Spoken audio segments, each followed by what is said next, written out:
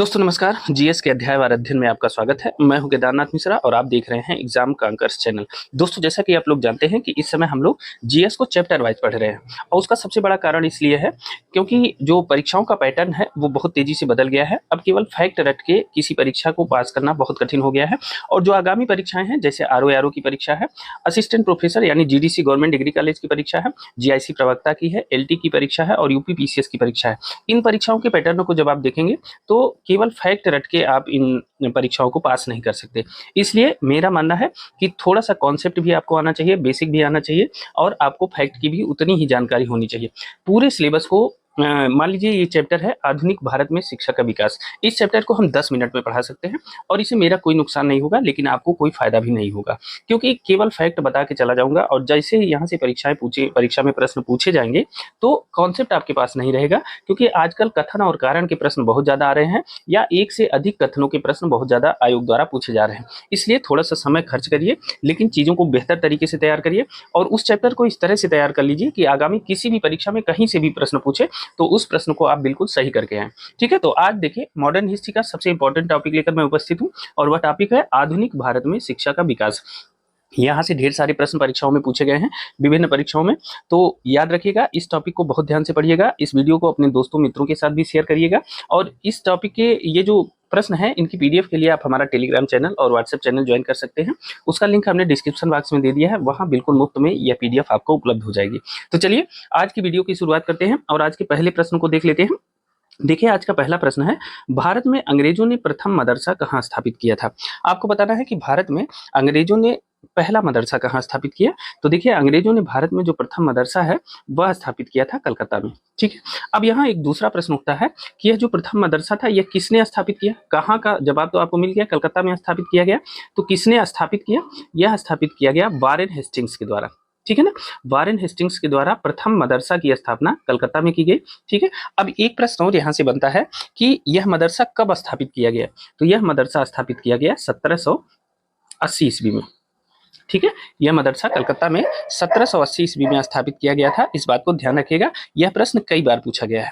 ठीक है, अब देखिए यहीं से एक प्रश्न और बनता है, वह बनता है कि वाराणसी में प्रथम संस्कृत महाविद्यालय की स्थापना किसने की। कहाँ, वाराणसी में प्रथम संस्कृत महाविद्यालय, इसकी स्थापना किसने की थी। यह प्रश्न कई बार पूछा गया है और इसे भी जानना बहुत आवश्यक है क्योंकि अगर यह प्रश्न आ जाएगा तो आप गलत कर देंगे। तो देखिए वाराणसी में जो प्रथम संस्कृत महाविद्यालय की जो स्थापना है वह किया था जोनाथन डंकन ने। ठीक है ना, किसने किया था, जोनाथन डंकन ने। और यह तत्कालीन उस समय बनारस के रेजिडेंट थे और इन्होंने बनारस में प्रथम संस्कृत महाविद्यालय की स्थापना की थी। अब फिर वही बात आई कि यह कब स्थापित किया गया था। तो यह स्थापित किया गया था जोनाथन डंकन के द्वारा 1791 ईस्वी में। ठीक है, वाराणसी में प्रथम संस्कृत महाविद्यालय की स्थापना जोनाथन डंकन के द्वारा 1791 ईस्वी में की गई थी। ये दोनों प्रश्न लोक सेवा आयोग द्वारा कई बार पूछे गए हैं, इसलिए आपको इन्हें ध्यान रखना चाहिए। चलिए दूसरे प्रश्न को देख लेते हैं। देखिए आज का जो हमारा दूसरा प्रश्न है वह कथन कारण का प्रश्न है। देखिए कथन है कि बंगाल की एशियाटिक सोसाइटी की स्थापना वारेन हेस्टिंग्स के काल में हुई थी और उसने सर विलियम जोन्स के पक्ष में उक्त विद्वत संस्था की अध्यक्षता का प्रस्ताव अस्वीकार कर दिया था। ठीक है, तो इसका कहने का मतलब क्या है कि बंगाल में जो एशियाटिक सोसाइटी की स्थापना हुई थी वह वारेन हेस्टिंग्स के काल में हुई थी और उसे उसकी अध्यक्षता का प्रस्ताव दिया गया था, लेकिन उसने सर विलियम जोन्स के पक्ष में इस प्रस्ताव को अस्वीकार कर दिया था। उसका मानना था कि सर विलियम जोन्स को उसका अध्यक्ष बनाया जाना चाहिए। तो यह बिल्कुल कथन सही है। कारण की बात देखते हैं। कारण में कहा गया है कि वारेन हेस्टिंग्स स्वयं एक उद्भट विद्वान तथा प्राच्य विद्या का प्रखर समर्थक था जो संस्कृत, फारसी व अरबी के अध्ययन को प्रोत्साहित करता था। तो कारण भी सही है। तो देखिए कथन और कारण दोनों सही है और कथन कारण की व्याख्या मतलब कारण जो है कथन की सही व्याख्या है, तो इसका ए ऑप्शन सही है। अब देखिए इस प्रश्न को थोड़ा सा डिस्क्राइब करते हैं तब सारी चीजें आपको समझ में आएंगी। अब देखिए प्रश्नानुसार सबसे पहले यह जानते हैं कि एशियाटिक सोसाइटी की स्थापना कब की गई थी। यह जानना आपको बहुत जरूरी है और यहाँ से कई बार प्रश्न पूछे जाते हैं। एशियाटिक सोसाइटी, एशियाटिक सोसाइटी की स्थापना कब की गई थी? तो यह की गई थी 1784 ईस्वी में। और इसकी स्थापना किसने की थी? यह कई बार प्रश्न पूछा गया है। तो विलियम जोन्स ने 1784 ईस्वी में एशियाटिक सोसाइटी ऑफ बंगाल की स्थापना की थी। ये बात एकदम दिमाग में बैठा लीजिए, कई बार यह प्रश्न पूछा गया है। अब देखिए 1784 ईस्वी में स्थापना की गई थी। कथन में क्या दिया है कि वारेन हेस्टिंग्स के काल में। तो आपको पता होना चाहिए कि वारेन हेस्टिंग्स का गवर्नर जनरल का जो काल था वो क्या था? तो वारेन हेस्टिंग्स का जो काल था वह था 1774 से लेके, हेस्टिंग्स का जो काल था कब से कब तक था? तो वह काल था 1774 से लेकर के 1784, 1785। ठीक है, तो 1774 से 1785 यह बंगाल का गवर्नर जनरल था। और इसी के काल में यानी 1784 ईस्वी में सर विलियम जोन्स ने एशियाटिक सोसाइटी ऑफ बंगाल की स्थापना की थी। ठीक है, यहाँ तक बातें क्लियर हैं। अब देखिए प्रश्न में दिया गया है कि वारेन हेस्टिंग्स प्राच्य शिक्षा का समर्थक था। प्राच्य शिक्षा मतलब प्राचीन शिक्षा, भारत की जो अपनी प्राचीन शिक्षा थी या एशियाई देशों की जो अपनी प्राचीन शिक्षा पद्धति थी उसमें वारेन हेस्टिंग्स का बहुत इंटरेस्ट था। ठीक है, अब वारेन हेस्टिंग्स प्राच्य विद्या का समर्थक था। और जो एशियाटिक सोसाइटी ऑफ बंगाल की स्थापना की गई थी इसका भी उद्देश्य था कि एशियाई देशों का जो इतिहास है, साहित्य, भाषा, दर्शन, विज्ञान, इन सब चीज़ों का अध्ययन करना। ठीक है ना, इनका अध्ययन करना और इनकी संस्कृति का अध्ययन करना और उसका प्रचार प्रसार करना, इसीलिए एशियाटिक सोसाइटी की स्थापना की गई थी। ठीक है ना, तो और इसका उद्देश्य सबसे बड़ा क्या था कि प्राचीन पांडुलिपियों और ग्रंथों का अनुवाद करना। क्या था? प्राचीन पांडुलिपियों और ग्रंथों का अनुवाद करना भी इसका उद्देश्य था। ठीक है, पांडुलिपियों और ग्रंथों का अनुवाद, यह भी एशियाटिक सोसाइटी का एक उद्देश्य था। ठीक है, यह भी ध्यान रखिएगा। तो इसीलिए 1784 में एशियाटिक सोसाइटी ऑफ बंगाल की स्थापना की गई थी और सर विलियम जोन्स के द्वारा की गई थी, वारेन हेस्टिंग्स के काल में की गई थी। अब जो एशियाटिक सोसाइटी ऑफ बंगाल के जो बड़े बड़े काम हैं उनकी चर्चा करते हैं। देखिए सबसे पहला जो काम एशियाटिक सोसाइटी के अंतर्गत किया गया वह भगवत गीता का अनुवाद किया गया। किसका? भगवत गीता का अनुवाद किया गया। और भगवत गीता का जो अनुवाद है वह किसने किया? वह विल्किंस ने किया। चार्ल्स विल्किंस के नाम से यह फेमस है। विल्किंस ने भगवत गीता का अनुवाद किया और यह पहला अनुदित ग्रंथ है जिसका अनुवाद एशियाटिक सोसाइटी ऑफ बंगाल के अधीन मूल संस्कृत से अंग्रेजी में किया गया। ठीक है ना, और यह अनुवाद कब पूरा हुआ? अक्सर आजकल लोक सेवा आयोग ऐसे भी प्रश्न पूछ लेता है। तो इसका जो अनुवाद है वह 1784 में ही पूर्ण हो गया था। ठीक है, तो इसे भी ध्यान रखिएगा, भगवत गीता का अनुवाद। उसके बाद इसी विल्किंस महोदय ने हितोपदेश का अनुवाद किया। किसका अनुवाद किया? हितोपदेश का अनुवाद किया इसी विल्किंस महोदय ने। ठीक है, और यह कब पूरा हुआ? यह 1787 ईस्वी में पूरा हुआ, इसे भी ध्यान रखिएगा। ठीक है, उसके बाद आ जाता है सबसे बड़ा जो ग्रंथ है, अभिज्ञान शाकुंतलम। क्या है? अभिज्ञान शाकुंतलम। यह किसकी रचना है? अभिज्ञान शाकुंतलम किसकी रचना बताइए? ये कालिदास की रचना है। ठीक है, तो कालिदास के अभिज्ञान शाकुंतलम का अनुवाद किया गया। और यह कब किया गया? 1789 ईस्वी में इसका अनुवाद किया गया। किसने किया इसका अनुवाद? तो विलियम जोन्स ने, जिसने एशियाटिक सोसाइटी की स्थापना की थी, उसी ने, यानी विलियम जोन्स ने अभिज्ञान शाकुंतलम का अनुवाद किया। ठीक है ना, और अंग्रेजी भाषा में इसका अनुवाद किया। इस बात को ध्यान रखिएगा, बहुत इंपॉर्टेंट है, कई बार परीक्षाओं में पूछा गया है। ठीक है ना, अब एक चीज और ध्यान रखिएगा, इसके बाद 1789 में इन्होंने अभिज्ञान शाकुंतलम का अनुवाद किया। उसके बाद विलियम जोन्स ने ही गीत गोविंद किसकी रचना है बताइए? गीत गोविंद रचना है जयदेव की। तो जयदेव के गीत गोविंद का भी अंग्रेजी में अनुवाद किया विलियम जोन्स ने, और इन्होंने 1792 में किया। यह अनुवाद कब किया? 1792 ईस्वी में इन्होंने इसका अनुवाद किया। ठीक है ना, यह भी ध्यान रखेंगे। विलियम जोन्स ने 1792 में एक और अनुवाद किया जिसे नाम दिया इंस्टीट्यूट्स ऑफ हिंदुला। इंस्टीट्यूट ऑफ हिंदुला, यह किसको नाम दिया गया? यह मनुस्मृति का अंग्रेजी अनुवाद है। ठीक है, मनुस्मृति का अंग्रेजी अनुवाद किस नाम से प्रकाशित हुआ? वह इंस्टीट्यूट ऑफ हिंदुला के नाम से प्रकाशित हुआ। और यह 1792 में प्रकाशित हुआ, लेकिन यह तब प्रकाशित हुआ जब विलियम जोन्स की डेथ हो गई थी, मृत्यु हो गई थी। ठीक है, विलियम जोन्स की मृत्यु के पश्चात। अब देखिए यहाँ अगर आपसे यह प्रश्न पूछा जाए कि कौन सा ग्रंथ विलियम जोन्स की मृत्यु के पश्चात प्रकाशित हुआ था, तो वह इंस्टीट्यूट ऑफ हिंदुला, और यह मनुस्मृति का अंग्रेजी अनुवाद है जो 1792 में प्रकाशित हुआ, विलियम जोन्स की मृत्यु के बाद प्रकाशित हुआ। ठीक है, अब इसमें एक चीज और ध्यान रखने वाली बात है कि जो भगवत गीता का अनुवाद विल्किंस ने किया था, ध्यान रखिएगा, विल्किंस ने जो भगवत गीता का अनुवाद किया था, सबसे पहला ग्रंथ यही था जो अनुदित किया गया था एशियाटिक सोसाइटी के द्वारा। तो विल्किंस के द्वारा इस अनुदित ग्रंथ में, भगवत गीता के अनुदित ग्रंथ में, इसका जो प्रस्तावना है, इस ग्रंथ की जो प्रस्तावना है वह किसने लिखी थी, यह प्रश्न पूछा गया है। तो इसकी जो प्रस्तावना है यह वारेन हेस्टिंग्स ने लिखी थी। ठीक ना, किसने लिखी थी? वारेन हेस्टिंग्स ने। यानी भगवत गीता का जो अनुवाद किया विल्किंस ने, उसकी जो प्रस्तावना है वह वारेन हेस्टिंग्स ने लिखा था। इस बात को ध्यान रखिएगा। तो यह जो काम थे, ये सारे काम एशियाटिक सोसाइटी के थे। आप इसे याद रखिएगा। इंस्टीट्यूट्स ऑफ हिंदू लॉ को भी आप याद रखिएगा, जिसका जो मनुस्मृति का अंग्रेजी अनुवाद है, और 1792 में यह प्रकाशित हुआ जब विलियम जोन्स की मृत्यु हो गई थी, यानी उनकी मृत्यु के पश्चात। ठीक है ना, इस बात को ध्यान रखेंगे।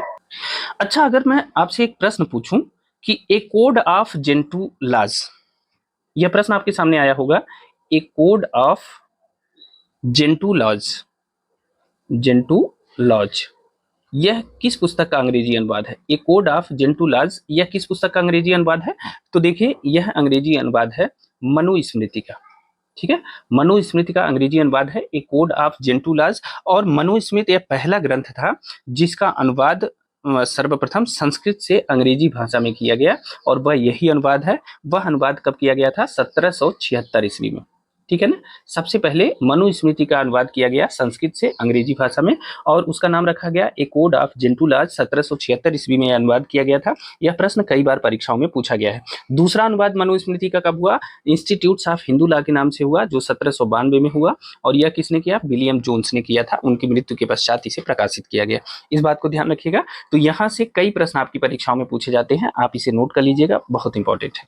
अगला देखते हैं, आज का जो हमारा तीसरा प्रश्न है वह है कि निम्नलिखित अंग्रेजों में से कौन था जिसने सर्वप्रथम भगवत गीता का अंग्रेजी में अनुवाद किया था? तो अभी हमने ऊपर ही बता दिया है कि चार्ल्स विल्किंस ने सबसे पहले भगवत गीता का अंग्रेजी में अनुवाद किया था। हमने यह भी बताया कि भगवत गीता का जो अंग्रेजी में अनुवाद हुआ था, यह एशियाटिक सोसाइटी ऑफ बंगाल के द्वारा पहली अनुदित पुस्तक थी है। ठीक है, और नवंबर 1784 में इसका अनुवाद पूरा हो गया था। ठीक है, तो इसे भी याद रखिएगा। और इसकी जो प्रस्तावना थी, इसकी प्रस्तावना किसने लिखी थी? इसकी प्रस्तावना वारेन हेस्टिंग्स ने लिखी थी। यह प्रश्न कई बार पूछा गया है, इसलिए मैं इसको बार बार दोहरा दे रहा हूं, तो इसे याद रखिएगा।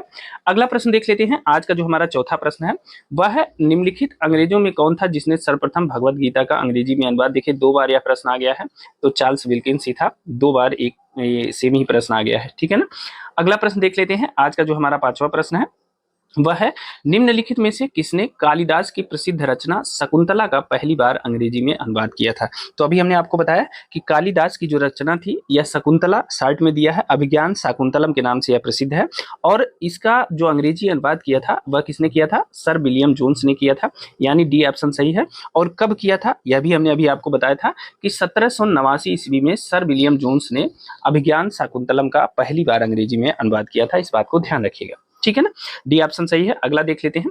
देखिए, आज का जो हमारा 6वां प्रश्न है वह है कि वुड डिस्पैच के बारे में निम्नलिखित में से कौन से कथन सत्य हैं? आपको बताना है कि वुड डिस्पैच के बारे में कौन से कथन सत्य हैं।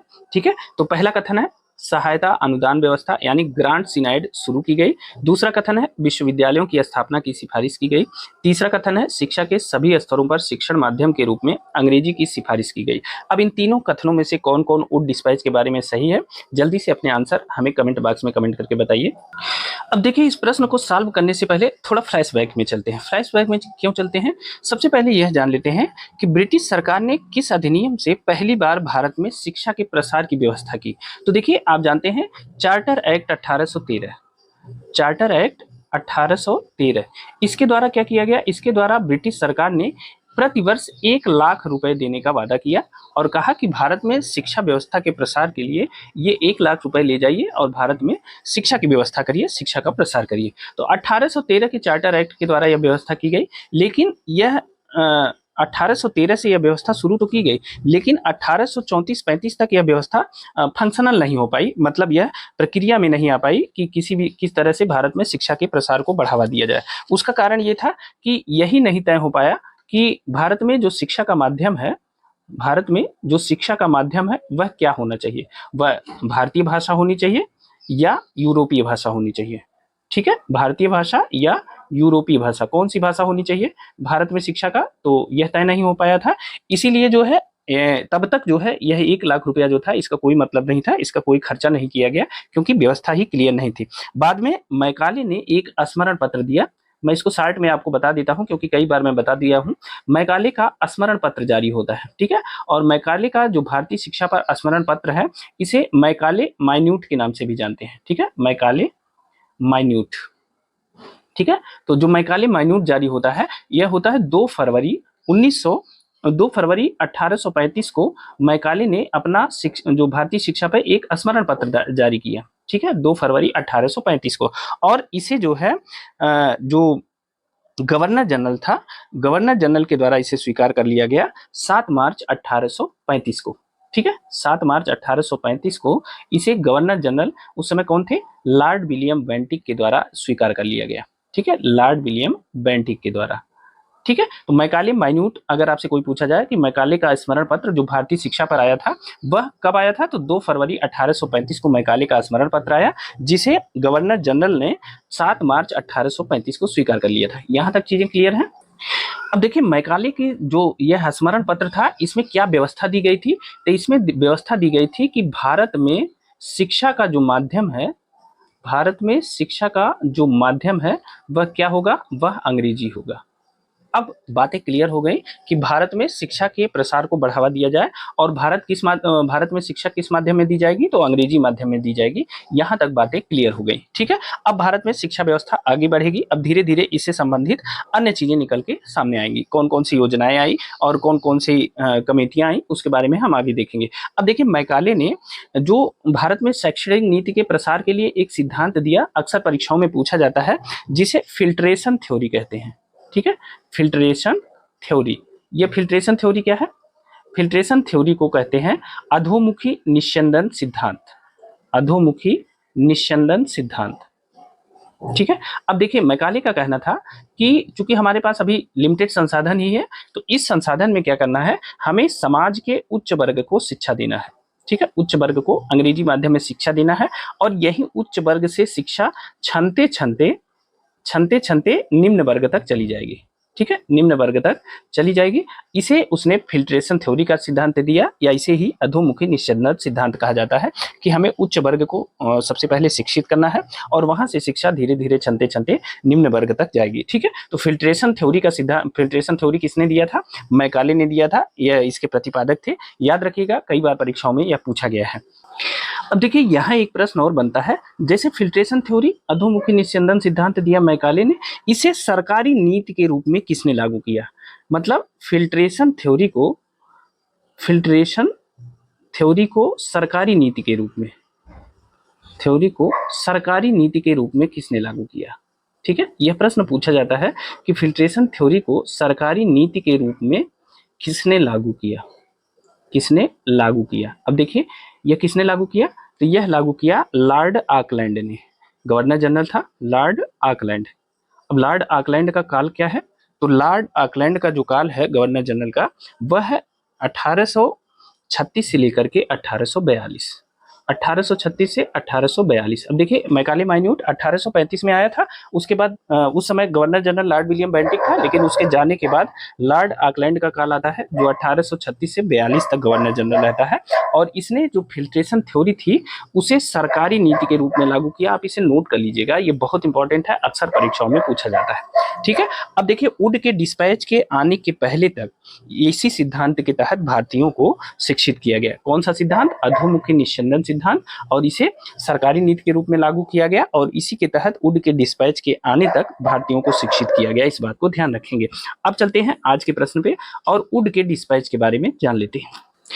अब देखिए प्रश्नानुसार वुड के डिस्पैच के बारे में जो कहा गया है, पहला पॉइंट है सहायता अनुदान व्यवस्था यानी ग्रांट्स इन एड की शुरुआत की गई, तो यह बिल्कुल सही है।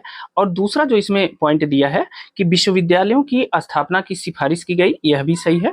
और तीसरा है शिक्षा के सभी स्तरों पर शिक्षण माध्यम के रूप में अंग्रेजी की सिफारिश की गई, यह गलत है, ठीक है। तो कथन 1 और 2 सही है, तीसरा गलत है। अब आते हैं वुड के डिस्पैच को पूरी तरह से इसका पोस्टमार्टम करते हैं और इसको समझते हैं। एक बार आप समझ लेंगे, दोबारा आपको कभी वुड का डिस्पैच नहीं पढ़ना पड़ेगा, ठीक है। तो सबसे पहले जानते हैं वुड का डिस्पैच कब आया।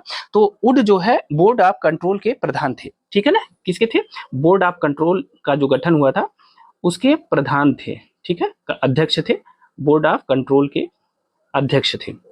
ठीक है, तो ध्यान रखिएगा, इन्होंने 19 जुलाई 1854, इस तिथि को भी ध्यान रखिएगा, आजकल लोक सेवा आयोग बहुत बदमाशी करता है। 19 जुलाई 1854 के दिन जो है इन्होंने भारतीय शिक्षा को लेकर एक योजना प्रस्तुत की और जिसे कहा गया वुड का डिस्पैच या वुड डिस्पैच कहा गया। ठीक है ना, इसमें लगभग 100 अनुच्छेद थे। इस प्रस्ताव में ये पूरा विस्तार से प्रस्ताव दिया गया था, जिसमें शिक्षा का उद्देश्य बताया गया था कि भारतीयों को शिक्षा देने का उद्देश्य क्या है, दूसरा माध्यम क्या है, किस प्रकार से शिक्षा इनको दी जानी चाहिए, और तीसरा इसमें किन किन सुधारों की आवश्यकता है, इन सभी के बारे में वुड ने बहुत विस्तृत से अपने विचार दिए थे। और अंततः भारत में भारतीय शिक्षा का मैग्ना कार्टा वुड के डिस्पैच को कहा गया। तो अगर आपसे कोई पूछे कि भारतीय शिक्षा का मैग्ना कार्टा किसे कहा जाता है, तो भारतीय शिक्षा का मैग्ना कार्टा कहा जाता है वुड के डिस्पैच को। यह याद रखिएगा, कई बार प्रश्न परीक्षाओं में पूछा गया है कि भारतीय शिक्षा का मैग्ना कार्टा किसे कहते हैं, तो वुड के डिस्पैच को भारतीय शिक्षा का मैग्ना कार्टा कहते हैं। अब देखिए वुड के डिस्पैच की जो प्रमुख बातें हैं उनकी चर्चा करते हैं। देखिए इसमें जो पहला अनुच्छेद था, पहली बात जो पहला पॉइंट था वुड के डिस्पैच में, वह कहा गया कि जो सरकार का उद्देश्य है वह क्या है, सरकार का शिक्षा को लेकर जो उद्देश्य है वह क्या है, तो वह उद्देश्य है पाश्चात्य शिक्षा का प्रसार। ठीक है, पाश्चात्य शिक्षा का प्रसार। तो आप एकदम निश्चिंत हो जाइए, क्योंकि प्राच्य शिक्षा के संबंध में इसमें नहीं, सीधे कह दिया गया है कि यह पाश्चात्य शिक्षा का प्रसार इसका उद्देश्य है। दूसरा, एक चीज और जान लीजिए कि जो वुड का डिस्पैच था वह मुख्यतः किससे संबंधित था, तो मुख्यतः यह विश्वविद्यालयी शिक्षा से संबंधित था। यह भी अपने दिमाग में रख लीजिए, किससे संबंधित था, विश्वविद्यालयी शिक्षा से संबंधित था वुड का डिस्पैच। ठीक है, यहां तक बातें क्लियर हो गई। ये देखिए हर जगह परीक्षाओं में यहां से प्रश्न पूछे जाते हैं, इसलिए बहुत ध्यान से पढ़िएगा। तो दो चीजें आपको यहां मिल गई। तीसरा जो इसमें कहा गया, तो इसमें कहा गया कि उच्च शिक्षा को, चूंकि यह विश्वविद्यालय शिक्षा से संबंधित ही था, तो इसमें उच्च शिक्षा को अंग्रेजी भाषा में देने के लिए कहा गया, अंग्रेजी भाषा में। ठीक है, तो उच्च शिक्षा को अंग्रेजी भाषा में देने की बात कही गई, लेकिन यह नहीं कहा गया कि हिंदी भाषा या क्षेत्रीय भाषाओं का कोई उपयोग ही न किया जाए। जो इसमें तीसरे कथन में दिया गया है, शिक्षा के सभी स्तरों पर शिक्षण माध्यम के रूप में अंग्रेजी की सिफारिश की गई, यह इसीलिए गलत है क्योंकि उच्च शिक्षा को केवल अंग्रेजी भाषा में कहने की बात की गई थी, सभी स्तरों पर ऐसा करने की बात नहीं की गई थी। तो ग्राम स्तर पर देखिए, उच्च शिक्षा को अंग्रेजी भाषा में शिक्षा देना, लेकिन ग्राम स्तर पर इसमें यह व्यवस्था की गई थी कि ग्राम स्तर पर देसी भाषा, मतलब आप इसे क्षेत्रीय भाषा कह सकते हैं, देसी भाषा में शिक्षा दिए जाने की व्यवस्था इसमें की गई। और इसके लिए इसमें कहा गया कि देसी भाषा में शिक्षा देने के लिए प्राथमिक पाठशालाएं स्थापित की जाए। ठीक है, प्राथमिक पाठशालाओं की स्थापना करने की बात इसने की, देसी भाषा में शिक्षा देने के लिए। और इसके ऊपर जो है जिला स्तर पर एंग्लो वर्नाकुलर हाई स्कूल स्थापित करने की बात कही। ठीक है, एंग्लो वर्नाकुलर हाई स्कूल की स्थापना की बात किसने की, इसी ने की। किसमें, जिला स्तर पर, यह भी ध्यान रखिएगा, वर्नाकुलर हाई स्कूल की स्थापना। ठीक है, इसकी चर्चा की, इसका मतलब क्या हो गया, सभी स्तरों पर इसने केवल अंग्रेजी शिक्षा की बात नहीं की थी, केवल उच्च स्तर पर अंग्रेजी शिक्षा की बात की थी। ठीक है, इसमें ये बातें क्लियर हो गई। आपका जो मतलब पॉइंट दिया था, तो तीसरा पॉइंट गलत हो गया। अगले बिंदु की तरफ चलते हैं, जो इसमें व्यवस्था की गई थी। इसमें देखिए निजी प्रयत्नों को प्रोत्साहन देने के लिए अनुदान सहायता शुरू की गई। अनुदान सहायता की व्यवस्था किसमें की गई थी, वुड के डिस्पैच में। ठीक है, अनुदान सहायता की व्यवस्था की गई, इसे आप याद रखिएगा, बहुत इंपॉर्टेंट है। ठीक है ना, निजी प्रयत्नों को प्रोत्साहन देने के लिए अनुदान सहायता की व्यवस्था की गई, ताकि लोग जो है स्वेच्छा से कुछ दान दें और इस प्रकार से भारत में शिक्षा को प्रोत्साहन दिया जा सके। ठीक है, इसी वुड के डिस्पैच में भी कहा गया कि कंपनी के 5 प्रांतों में लोक शिक्षा विभाग स्थापित किया गया। ठीक है, 5 प्रांतों में लोक शिक्षा विभाग की स्थापना की गई। ठीक है, लोक शिक्षा विभाग स्थापित किया गया, यह भी ध्यान रखिएगा। ठीक है, यहां तक चीजें क्लियर हो गई। अगर आपसे यह कोई प्रश्न पूछे कि लंदन विश्वविद्यालय की तर्ज पर कलकत्ता, बंबई और मद्रास, यह प्रश्न आया है कई बार, कलकत्ता, बंबई और मद्रास में जो विश्वविद्यालय स्थापित किए गए, 3 विश्वविद्यालय, यह किसकी तर्ज पर, लंदन विश्वविद्यालय की तर्ज पर। और यह किसमें यह व्यवस्था की गई थी, तो यह भी व्यवस्था वुड के डिस्पैच में की गई थी। यह प्रश्न पूछा जाता है कि लंदन विश्वविद्यालय की तर्ज पर भारत में कहां कहां विश्वविद्यालय स्थापित हुए, तो कलकत्ता, बंबई और मद्रास में इन विश्वविद्यालयों की स्थापना की गई और वुड के डिस्पैच में यह व्यवस्था की गई थी। इन विश्वविद्यालयों को परीक्षा लेने और उपाधियां प्रदान करने का भी अधिकार दिया गया था, इस बात को ध्यान रखिएगा। ठीक है ना, अब देखिए जो वुड का डिस्पैच था, इसमें तकनीकी और व्यावसायिक शिक्षा को प्रोत्साहन देने की भी बात की गई थी, ठीक है ना। तकनीकी शिक्षा व व्यावसायिक शिक्षा की के लिए व्यवस्था करने की भी बात इसमें की गई थी, ठीक है ना। यह भी याद रखिएगा। एक चीज और याद रखिएगा, जो वुड के डिस्पैच में एक विशेष बात थी, इसमें महिला शिक्षा को समर्थन दिया गया, ठीक है। इसको समर्थन दिया गया, महिला शिक्षा को समर्थन दिया गया, इस बात को ध्यान रखिएगा। ये था पूरा डिस्पैच। अब बताइए कौन सा क्षेत्र बचा है जिसपे वुड ने अपने विचार नहीं व्यक्त किए, इसीलिए इसे भारतीय शिक्षा का मैग्ना कार्टा कहा जाता है, इस बात को ध्यान रखिएगा।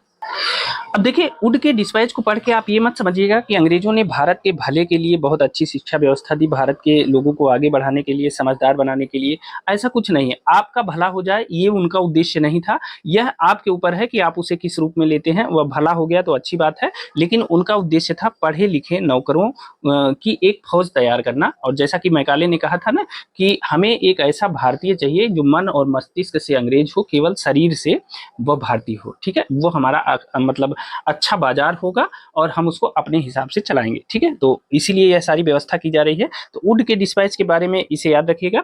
एक प्रश्न और यहाँ से आता है कि लोक शिक्षा विभाग की स्थापना कब की गई। एक प्रश्न पूछा जाता है अक्सर कि लोक शिक्षा विभाग की स्थापना, लोक शिक्षा विभाग की स्थापना कब की गई।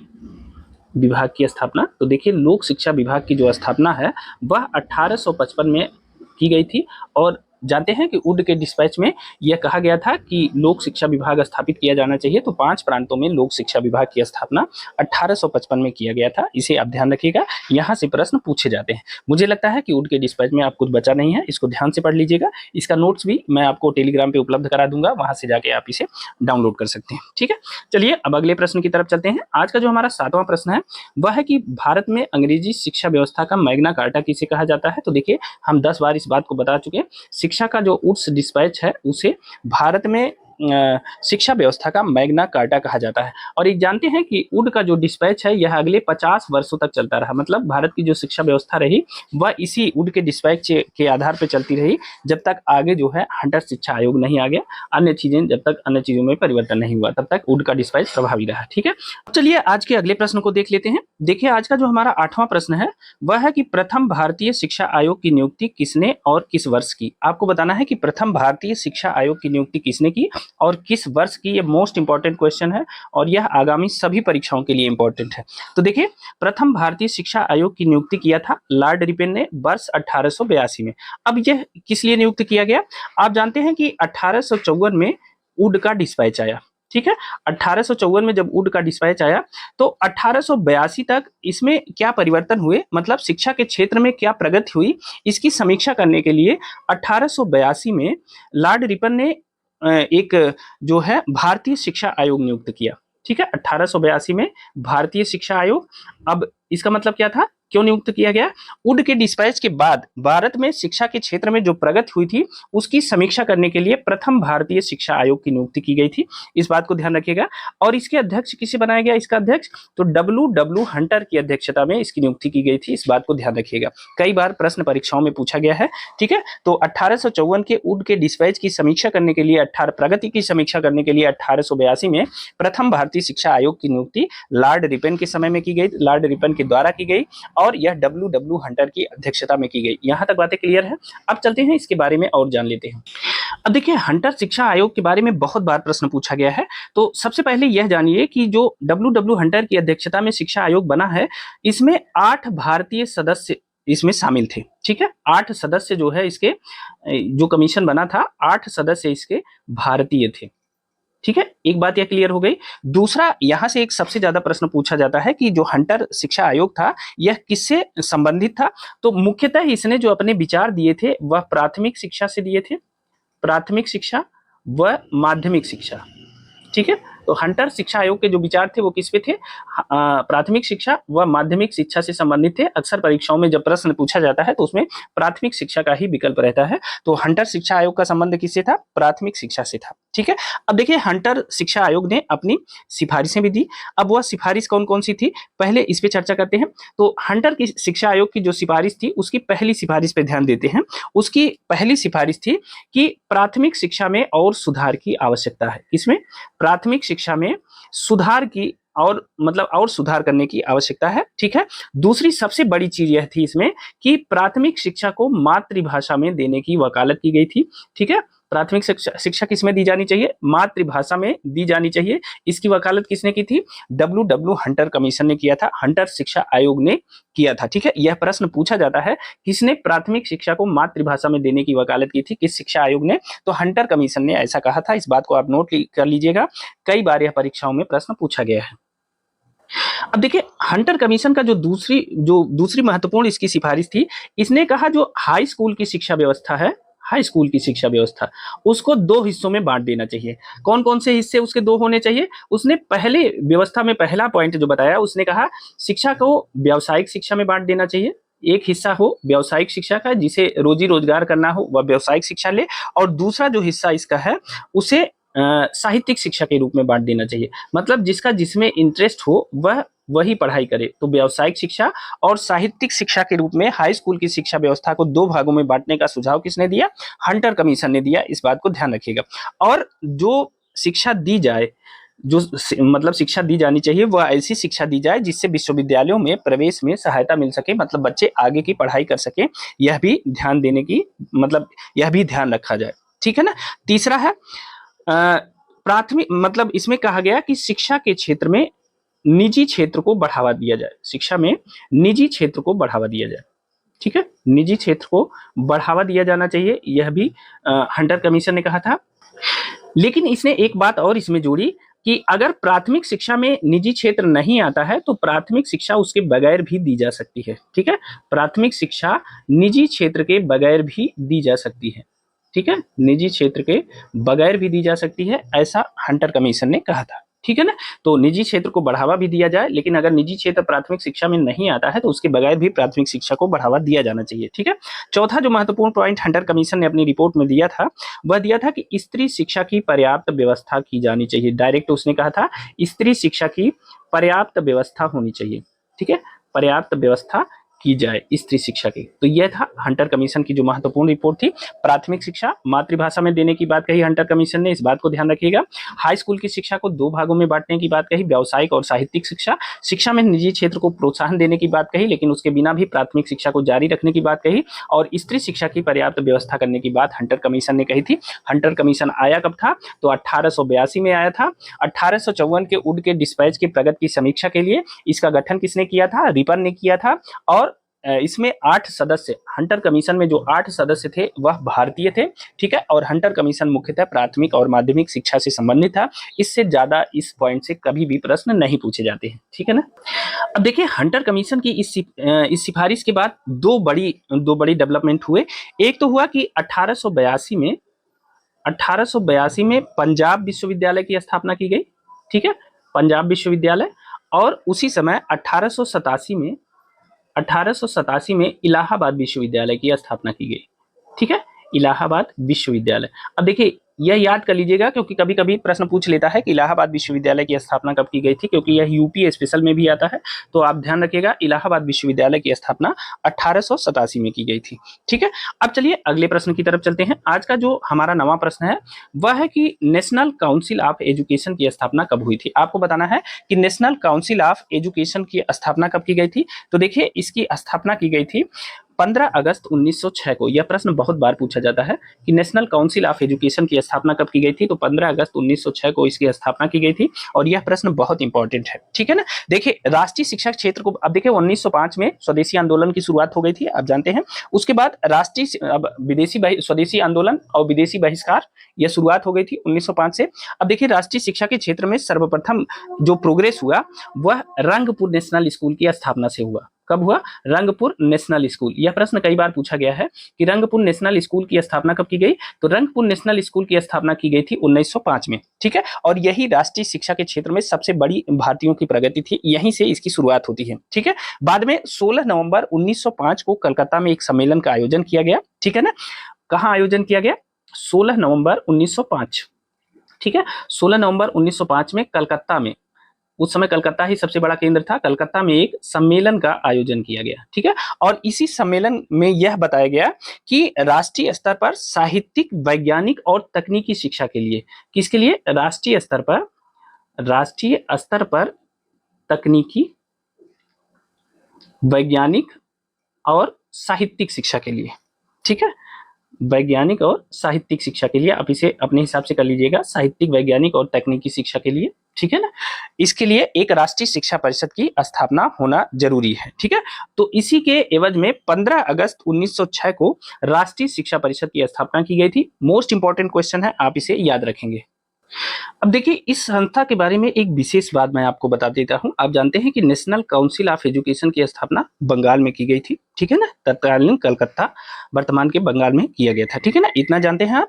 तो देखिए इसके बाद में क्या होता है कि इस संस्था का बाद में विलय किया जाता है, और इसका विलय किसमें किया जाता है, जतीन्द्रनाथ टैगोर द्वारा स्थापित एक संस्था थी, बंगाल टेक्निकल इंस्टीट्यूट, ठीक है ना, बंगाल टेक्निकल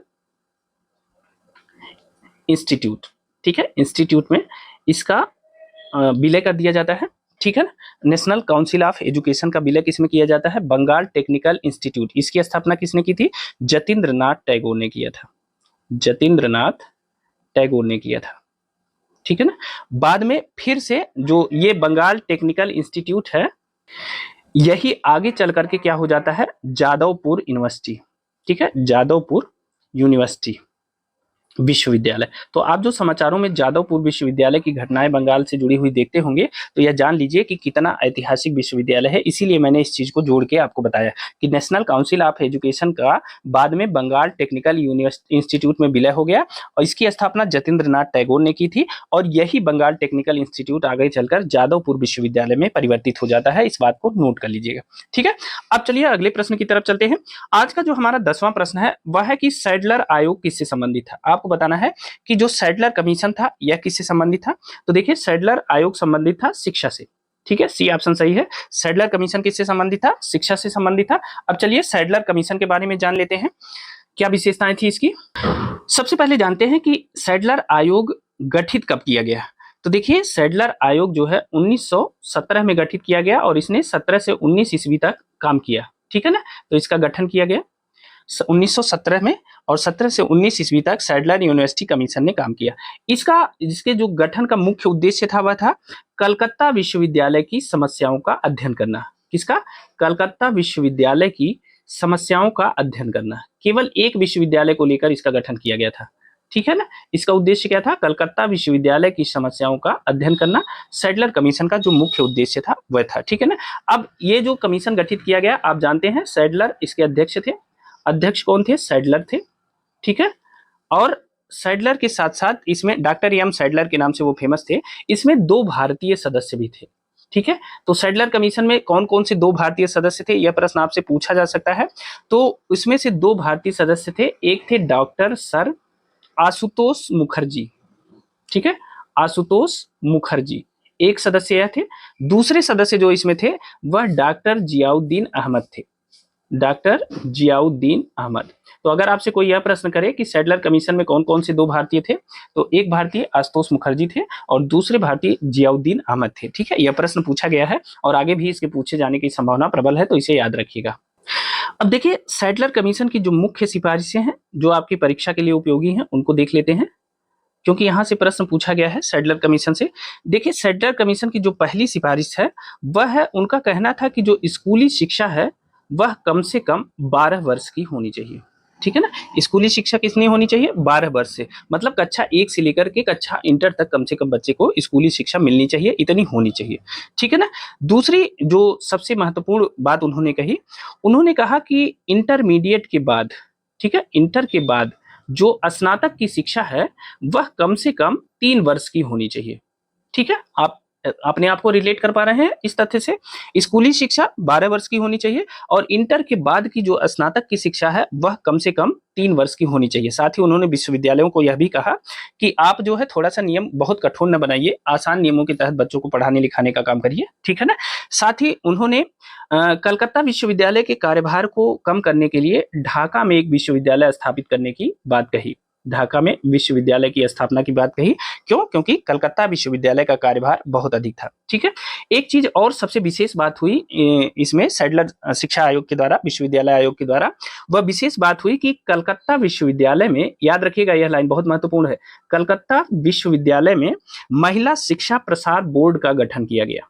किसका गठन, महिला शिक्षा प्रसार बोर्ड, ठीक है, का गठन किया गया। इस तथ्य को नोट कर लीजिएगा, आपसे यह प्रश्न पूछा जा सकता है कि सबसे पहले महिला शिक्षा प्रसार बोर्ड का गठन किस कमीशन की सिफारिश पर किया गया, तो सैडलर कमीशन की। और कहां पर किया गया, तो कलकत्ता विश्वविद्यालय में सबसे पहले महिला शिक्षा प्रसार बोर्ड का गठन किया गया।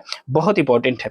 एक और सबसे बड़ी बात सैडलर कमीशन ने कही थी, वह कही थी कि कलकत्ता, ढाका और कलकत्ता विश्वविद्यालय के जो अध्यापक हैं, ठीक है, अध्यापकों के प्रशिक्षण के लिए, अध्यापकों के प्रशिक्षण के लिए, प्रशिक्षण के लिए एक जो है प्रशिक्षण बोर्ड या शिक्षा विभाग खोलने की सलाह दी।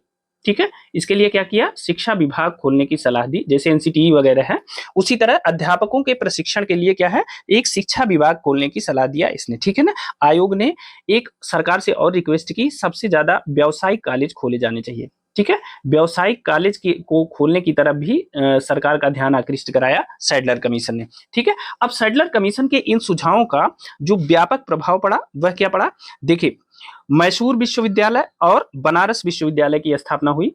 मैसूर विश्वविद्यालय और बनारस विश्वविद्यालय, बनारस विश्वविद्यालय, इन दोनों की स्थापना कब की गई, इन दोनों की स्थापना की गई 1916 में। ठीक है, यहां तक क्लियर है। फिर मैसूर विश्वविद्यालय और बनारस विश्वविद्यालय की स्थापना की गई 1916 में। 1917 में की गई पटना विश्वविद्यालय की स्थापना। 1917 में कब किसकी की गई, पटना विश्वविद्यालय की स्थापना की गई 1917 में। 1918 में उस्मानिया विश्वविद्यालय की स्थापना की गई, उस्मानिया विश्वविद्यालय की स्थापना की गई। ठीक है, उसके बाद आगे चलते हैं। 1920 में अलीगढ़ विश्वविद्यालय की स्थापना की गई। 1920 में किसकी स्थापना की गई, अलीगढ़ विश्वविद्यालय की स्थापना की गई, इसे भी ध्यान रखिएगा। और 1921 में लखनऊ विश्वविद्यालय की स्थापना की गई। भिन्न भिन्न परीक्षाओं में यहां से प्रश्न पूछे गए हैं कि किस विश्वविद्यालय की कब स्थापना की गई। ठीक है ना, तो मैसूर विश्वविद्यालय और बनारस विश्वविद्यालय की जो स्थापना है वह 1916 में। 1917 में पटना विश्वविद्यालय, 1918 में उस्मानिया विश्वविद्यालय, 1920 में अलीगढ़ विश्वविद्यालय और 1921 में लखनऊ विश्वविद्यालय की स्थापना की गई। यहां तक चीजें क्लियर हैं। मुझे लगता है कि यहां से बहुत सारे प्रश्न पूछे गए हैं, आप इन तथ्यों को नोट कर सकते हैं। ठीक है ना।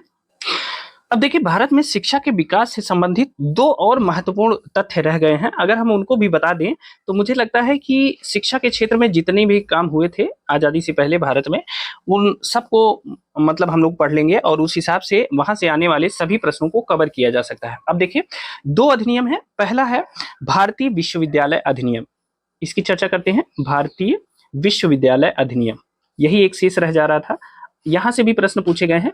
भारतीय विश्वविद्यालय अधिनियम कब आया था, यह आया था 1904 ईस्वी में। ठीक है ना। अब 1904 में यह अधिनियम आया। आप जानते हैं कि 1904 में करजन जो है यहाँ का वायसराय था। ठीक है ना, करजन भारत का वायसराय था। उसने 1902 ईस्वी में एक कमेटी का गठन किया। ठीक है, 1902 ईस्वी में, और उस कमेटी के अध्यक्ष जो थे वह थे सर टॉमस रैले। ठीक है ना, टॉमस रैले की अध्यक्षता में एक कमेटी का गठन किया करजी ने, और इसमें दो भारतीय सदस्य भी शामिल थे। एक थे सैयद हुसैन बिलग्रामी। ठीक है, कौन थे, सैयद हुसैन बिलग्रामी, सैयद हुसैन बिलग्रामी। और दूसरे सदस्य इसमें जो भारतीय थे उनका नाम था जस्टिस गुरदास बनर्जी। ठीक है, जस्टिस गुरदास बनर्जी। ठीक है, यह दो सदस्य शामिल थे भारतीय। तो टॉमस रैले की अध्यक्षता में एक आयोग का गठन किया, एक विश्वविद्यालय आयोग का गठन किया। किसने, करजन ने गठन किया। और विश्वविद्यालयों की जो स्थिति थी उसकी समीक्षा करने के बारे में इनसे कहा गया। ठीक है ना।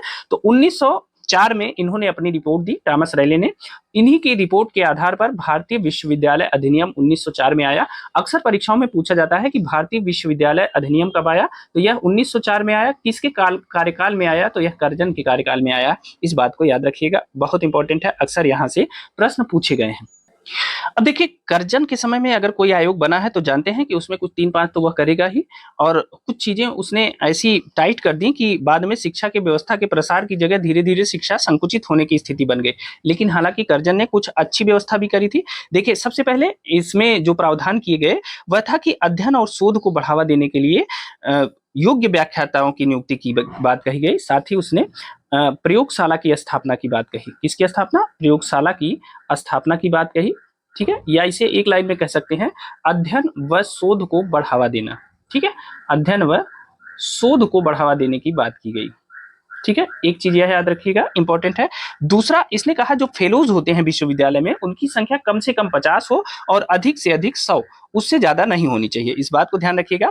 लेकिन इसमें कर्जन ने कुछ ऐसे तत्व भी प्रवेश कराए, जैसे एक नियम उसने बनाया कि विश्वविद्यालय की जो सीनेट है उसके पारित प्रस्तावों पर सरकार को वीटो का अधिकार दिया गया। यानी जो सीनेट है उसके जो प्रस्ताव उसने पारित किया है उस पर सरकार वीटो कर सकती है। इसका मतलब क्या है कि उनकी स्वतंत्रता पर सरकार का अधिग्रहण मतलब ग्रहण लग गया, सरकार ने उनकी स्वतंत्रता उनसे छीन ली। ठीक है।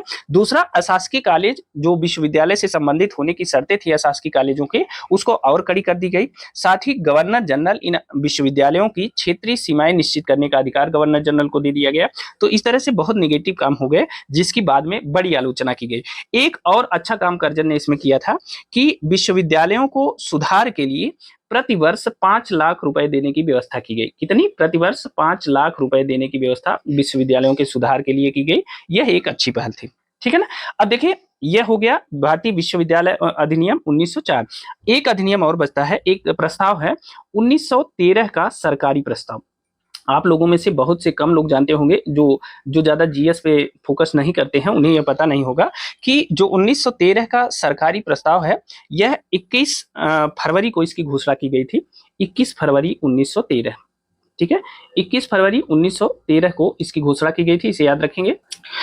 आपने नाम सुना होगा गोपाल कृष्ण गोखले। ठीक है, गोपाल कृष्ण गोखले।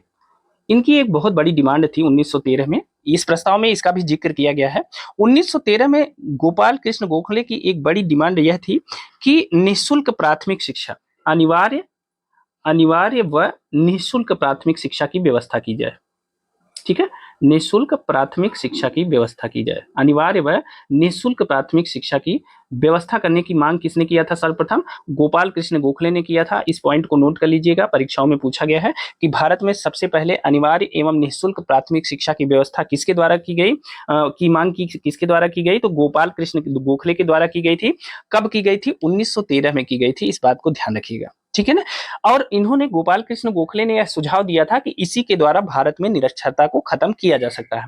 हालांकि सरकार ने इनकी इस मांग को, अनिवार्य व निःशुल्क प्राथमिक शिक्षा की मांग को नहीं माना, लेकिन एक मांग को इनके स्वीकार किया कि निरक्षरता को खत्म किया जाना चाहिए। ठीक है, निरक्षरता को समाप्त किया जाना चाहिए। और इसके लिए सरकार ने एक व्यवस्था की इसी 21 फरवरी 1913 के प्रस्ताव के द्वारा। और सरकार ने यह व्यवस्था की कि प्रत्येक प्रांत में एक विश्वविद्यालय खोला जाएगा। प्रत्येक प्रांत में एक विश्वविद्यालय होना चाहिए। ठीक है, एक विश्वविद्यालय होना चाहिए, इसकी व्यवस्था सरकार ने मतलब यह मांग स्वीकार की कि प्रत्येक प्रांत में सरकार जो है एक विश्वविद्यालय खोलेगी। ठीक है, इस बात को ध्यान रखेंगे। साथ ही सरकार ने प्रांतों की सरकारों से यह रिक्वेस्ट किया, प्रांतों की सरकारों से, कि निर्धन व पिछड़े लोगों को निःशुल्क शिक्षा की व्यवस्था की जाए। ठीक है, निर्धनों को व पिछड़े लोगों के निःशुल्क शिक्षा की व्यवस्था की जाए। शिक्षादायक एवं आवासीय विश्वविद्यालयों की स्थापना की सिफारिश की। किसकी? शिक्षादायक व आवासीय विश्वविद्यालय। ठीक है, व आवासीय विश्वविद्यालय की स्थापना की सिफारिश भी किसने की? सरकार ने की, प्रांतों से। ठीक है, तो इस बात को ध्यान रखिएगा, ये बहुत इंपॉर्टेंट है। तो ये दोनों चीजें आप जोड़ लेंगे, भारतीय विश्वविद्यालय अधिनियम 1904 और 1913 का सरकारी प्रस्ताव। तो भारत में, जो आधुनिक भारत में शिक्षा व्यवस्था का प्रसार है, वो विकास है, उसको आप बेहतर तरीके से समझ पाएंगे। ठीक है, अब चलिए आज के अगले प्रश्न की तरफ चलते हैं, देखते हैं आज का हमारा अगला प्रश्न कौन सा है। तो देखिए, आज का जो हमारा अगला प्रश्न है, 11वां प्रश्न, वह है कि मैकाले ने भारतीय शिक्षा पर अपना प्रसिद्ध मिनट कब जारी किया? वही मिनट का मतलब माइन्यूट है। ठीक है, हिंदी में लिख दिया गया है, इसे माइन्यूट कहते हैं, मैकाले माइन्यूट। तो कब जारी किया था? मैकाले ने भारतीय शिक्षा पर अपना प्रसिद्ध माइन्यूट कब जारी किया? तो 2 फरवरी 1835। इसके बारे में हम आपको बहुत कायदे से बता चुके हैं। और इसे 7 मार्च 1835 को गवर्नर जनरल के द्वारा स्वीकार किया गया और भारत में अंग्रेजी शिक्षा को माध्यम के रूप में अपनाया गया इसी के द्वारा। ठीक है, आगे चलते हैं। 12वां प्रश्न देख लेते हैं, किसके सतत प्रयत्नों से बंबई में प्रथम महिला विश्वविद्यालय की स्थापना हुई? आपको बताना है कि इनमें से किसके सतत प्रयत्नों से बंबई में प्रथम महिला विश्वविद्यालय की स्थापना की गई। तो देखिए, डी के कर्वे महोदय के प्रयत्नों से बंबई में प्रथम महिला विश्वविद्यालय की स्थापना की गई थी। ठीक है, अब यह विश्वविद्यालय कब स्थापित किया गया था? तो 1916 ईस्वी में स्थापित किया गया था। इस बात को ध्यान रखेंगे। जो डी के कर्वे महोदय थे, यह महाराष्ट्र राज्य के समाज सुधारक थे। ठीक है, महाराष्ट्र के समाज सुधारक थे। यह प्रश्न पूछा जाता है कि यह कहाँ के समाज सुधारक थे? तो महाराष्ट्र के समाज सुधारक थे और सामाजिक कार्यकर्ता थे। इन्होंने विधवाओं के उद्धार के लिए भी बहुत काम किया है। ठीक है ना, इसके लिए विधवाओं के उद्धार के लिए भी इन्होंने बहुत काम किया है। ठीक है, इन्होंने विधवा विवाह प्रतिबंध निवारक मंडली की भी स्थापना की थी और इन्होंने 1896 ईस्वी में पूना में 1896 में पूना में विधवा गृह की स्थापना की थी। इस बात को ध्यान रखिएगा, विधवा गृह की स्थापना पूना में इन्होंने 1896 में किया था और इन्होंने विधवा विवाह को प्रोत्साहित करने के लिए स्वयं एक विधवा से विवाह किया था। ठीक है, विधवा से स्वयं इन्होंने विवाह किया था। इस बात को भी ध्यान रखेंगे। एक चीज और ध्यान रखेंगे, यह प्रश्न पूछा गया है कि डी के कर्वे महोदय को भारत रत्न कब दिया गया?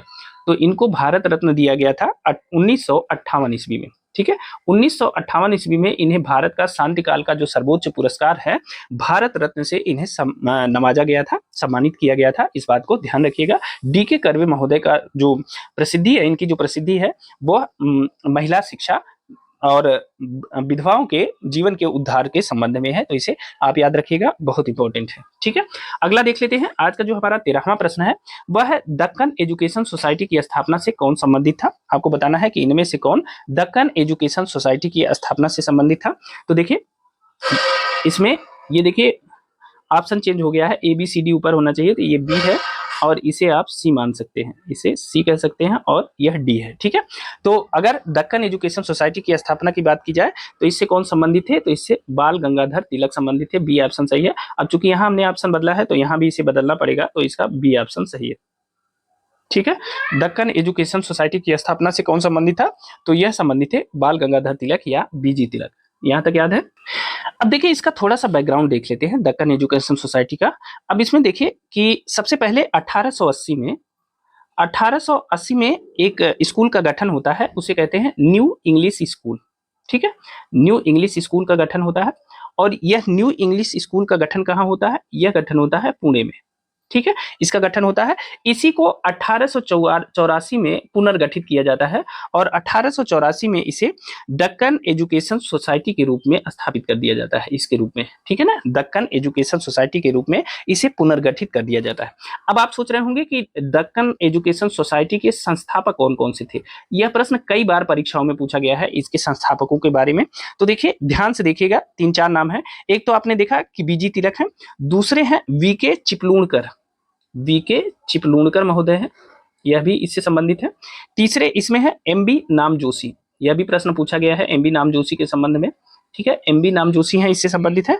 चौथा जीजी आगरकर, गोपाल गणेश आगरकर आप कह सकते हैं, गोपाल गणेश आगरकर, यह भी इसे दक्कन एजुकेशन सोसाइटी से संबंधित है। इस बात को ध्यान रखिएगा। ठीक है, जीजी आगरकर।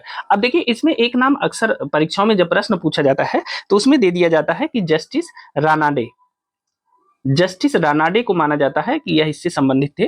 ठीक है, लेकिन आप यह जानिए कि यह इसके जस्टिस रानाडे जो है यह संस्थापक सदस्य नहीं थे।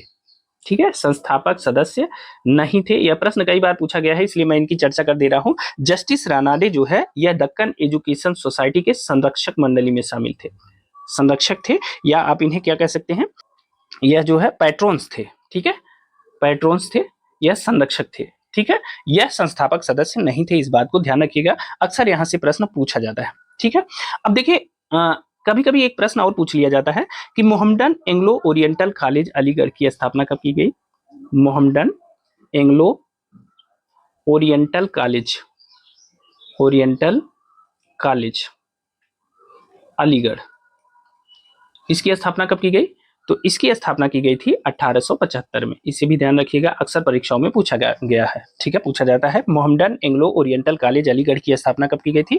1875 में की गई थी। इसे याद रखिएगा, बहुत इंपॉर्टेंट है। ठीक है। चलिए आज का अगला प्रश्न देख लेते हैं। देखिए आज का जो हमारा 14वां प्रश्न है वह है, भारत में औपनिवेशिक शासन के दौरान शैक्षणिक संस्थाओं के संदर्भ में निम्नलिखित युग्मों पर विचार कीजिए। देखिए एक तरफ शैक्षणिक संस्थाएं दी गई हैं और दूसरी तरफ उनके संस्थापकों का नाम दिया गया है। तो देखिए पहला है बनारस का संस्कृत कॉलेज और संस्थापक दिया है विलियम जोन्स। तो यह बिल्कुल गलत है क्योंकि अभी हमने आपको बताया था कि जो बनारस का संस्कृत कॉलेज था इसकी स्थापना किसने की थी? जोनाथन डंकन ने किया था।